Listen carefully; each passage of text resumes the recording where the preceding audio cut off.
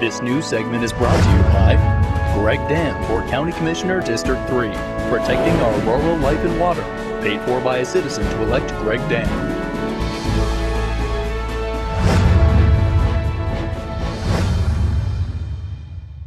Despite public health efforts to reduce obesity through diet and exercise, the rates of overweight, obesity, and diabetes continue to rise. A new study from Ontario, Canada, examined whether living in a more walkable neighborhood is associated with a slower increase in rates of obesity-related diseases compared to less walkable neighborhoods. This health tip is brought to you by Desert View Hospital and Mountain Valley Physicians Group. Don't put your health on hold. We have time for you.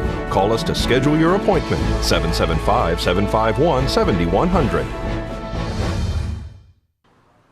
Neighborhoods that are more walkable tend to be more densely populated. And they tend to be zoned so that there's retail and other services within the neighborhood. So there's more places people can reach on foot. In less walkable suburban neighborhoods, stores and services are harder to reach on foot. People usually have to drive to get places. It seems that neighborhoods that are more walkable and are designed to make it easier to walk may actually help people to be more physically active. Dr. Gillian Booth from St. Michael's Hospital and co-authors studied almost 9,000 neighborhoods in southern Ontario, looking at walkability scores along with government health data and survey results during a 12-year period. They examined whether rates of overweight, obesity, and new cases of diabetes were rising more slowly in neighborhoods that were easier to walk in. Rates of overweight and obesity were much lower in the most walkable neighborhoods compared to less walkable ones. And were actually stable over time in the most walkable neighborhoods, whereas they were continuing to increase in less walkable areas. Rates of diabetes were actually going down, and then at least in terms of the number of new cases in the most walkable areas, whereas rates were not falling in less walkable areas. Neighborhoods with lower rates of obesity and diabetes also had higher rates of walking, biking, and mass transit use. It doesn't mean that if we build neighborhoods differently that rates of overweight and obesity will fall, but it's certainly hopeful, and it gives us more information and some potential solutions that we can test in the future. Catherine Dolf, The JAMA Report. Study authors say that the number of car trips per capita was also lower in more walkable neighborhoods. Early voting started Saturday and runs through June 10th. Local residents can vote at the Nye County Courthouse, located on Basin Avenue, during regular business hours. The primary will be held on June 14th. The Pahrump Valley Times hosted the District 1, 2, and 3 Board of County Commissioners candidates debate at Rosemary Clark Middle School last week. Here are some of the highlights. Well, now, one of the good things that the County Commission did do a while back was they stopped the impact fees. You can make it, what you do as a county commissioner is you clear away a lot of the red tape so that businesses can come in, okay? And you make it to where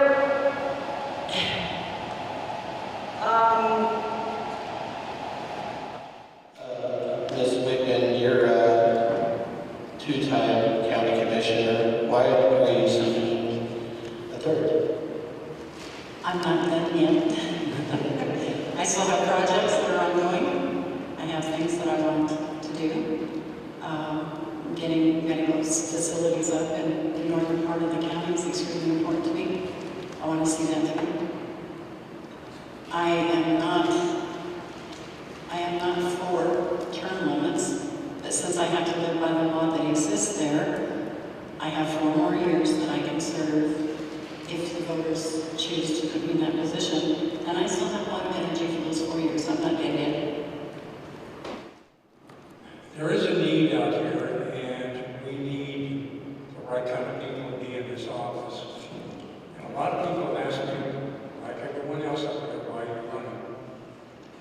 It's not because of the money, because they make a lot of money more than that. And you don't make a lot of money in this position. However, what you do get the gratification of taking care of the people. That's what I feel like. Taking care of the people. And I'm sorry to get emotional about it, but I do. Well, the High Desert International Film Festival has ended. Over the next few days, we will introduce you to some of the filmmakers. Here is a little taste of one day behind the scenes. The 10th annual High Desert International Film Festival was held the last few days at the Pahrump Nugget and Lakeside Casinos. Founder Linda Cass and Executive Director Rodney Camacho worked hard with dedicated volunteers to showcase the best short and feature films from all over the world. A few filmmakers were put to a challenge to put a short film together during the off time on Sunday morning and afternoon before the annual awards ceremony held in the evening at the Pahrump Nugget. The crew threw together a 3.5-page script, working until the early morning hours to complete. They were able to get together some local talent and started filming Last Plane to Nowhere, utilizing longtime resident, business owner, and pilot Roy Mankins' hangar and his dismantled plane, as well as Warren Erickson's Piper Cub airplane, located at the Calvada Airport. The cast and crew involved were Wayne Bradford, Ron Devitt, Michael Conlon, Bears Fonte, Nadine Medell, Warren Erickson, Jason Koblenz, and myself, Deanna O'Donnell. Yeah, we're both from Calgary, Alberta. We have a short film, as Wayne said, down here, and that brought us here, and it's just exciting. We started talking about people pulling together a short film today, and we didn't think we'd do it, but we got all kinds of people on board, and some people pulled some strings, some really nice people, and Roy's helped us out here with the airport, and again, like Wayne said, we're very grateful. How do you like the location? This is a dream. We wrote the script, and this actually matches our script, and it's amazing. It's so great. It just came together, didn't it? Yeah, it's amazing how people pitched in the last few hours, and then we didn't have a script, like Wayne said, until the last minute, and then we walk up here, and it's identical to what we wrote, so it's really nice. Michael and Nadine, and Michael's actually Linda's son. Linda Cass from the High Desert International Film Festival. Absolutely. Talking about it yesterday about how cool it would be, you know, when you kind of think about doing something, you should just move forward and do it. It's going really well. I'm enjoying this a whole bunch. Yeah. And Roy is just fabulous putting this this effort to allow us to use the hangar and the airplanes and the airfield and very detailed set that he's been waiting for us to show up for. That kind of stuff, you can't set it in a film. And so Roy's play specifically, he's been collecting all that stuff for 40 years, so it's real, it's authentic, and that just really comes through, and that's production value that you can't buy. My dad and I built this hangar in 1980. They were telling me how long it would take Hollywood to put it together, and I said, it took us 40 years, so I guess that's not a problem. We've been restoring a Piper for the last 4 years. It's almost completely done, and it is a great film location, and other people ought to think about it, you know. We're trying to do everything we can to show people that Pahrump is really a great place to live, so.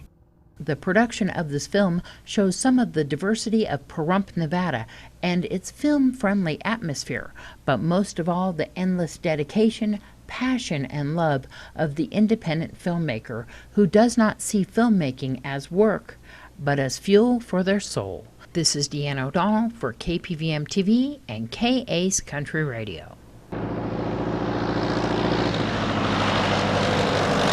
That was a lot of fun at that film festival. Looks like it. You got to come next year. Jason was telling me all about it. Yeah? Definitely need to make it.